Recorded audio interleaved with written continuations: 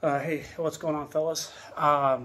Just had a pretty good session at the wall today at the local university, and had a couple moments of clarity come through that I wanted to share with you.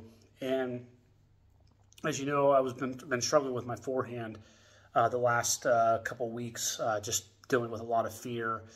And I realized that while I was sitting on the wall, I was actually striking the ball really well. And the less I thought about it, the better I did, which is a common theme in my game. The less I think, the better I do.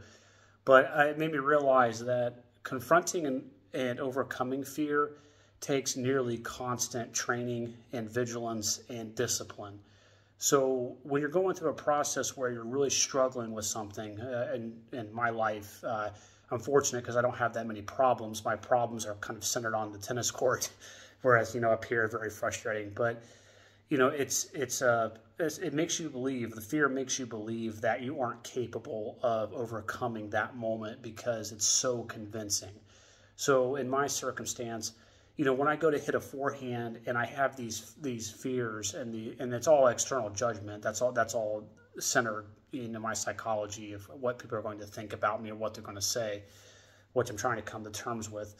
But I get this feeling like I'm weak and my arm goes limp and I hit. I don't know what I'm doing and I'm lost out there, and that's a common human element. It's a human problem, but there's always a root cause. And for me, getting back on the court or on the wall and trying to break things down into small chunks and realize, okay, because I know the mechanics. I know the mechanics pretty well, the biomechanics.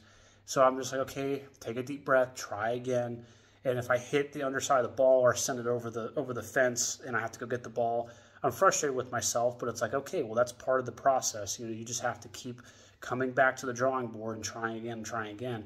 And by the time I recentered my mind as trying to be disciplined to overcome the challenge, I was striking the ball really well, and I was really happy with that progress and making advancements in my game because of that. I'm wanting to play more and more, but of course with work, it's kind of hard to get out of the office and to hit as much as I would like.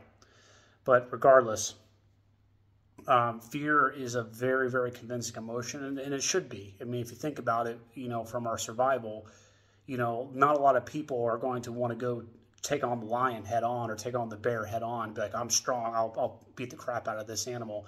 Well, the fear's telling you, hey, maybe you need to back off a little bit and survive and fight another day. And, that instinct, that animal instinct is within us, and it's really brought out through athletic competition and sports. And I'm trying to come to terms with that fear and that feeling and realizing that it's okay. It's just a feeling. You just got to move through it, work through it, and things will come out on the other side. So when you're confronting fear, you don't have to be perfect. You don't have to knock it out of the park and be a rock star. You just have to have the courage to step up to the line and to keep trying and just to keep going. And because it's convincing that maybe I should just quit. This is too scary. I'm never going to be good enough. People are going to judge me and think don't know how to play tennis. How can I coach it? And all this other stupid crap that I have in my head. But I'm working through that. So I wanted to share this growth with you. I am on the journey, trying to work my way towards joining the men's team here in Germany. So little by little, making that progress, and I'll keep you posted as things go on. That's all I got for this one. Catch you in the next one.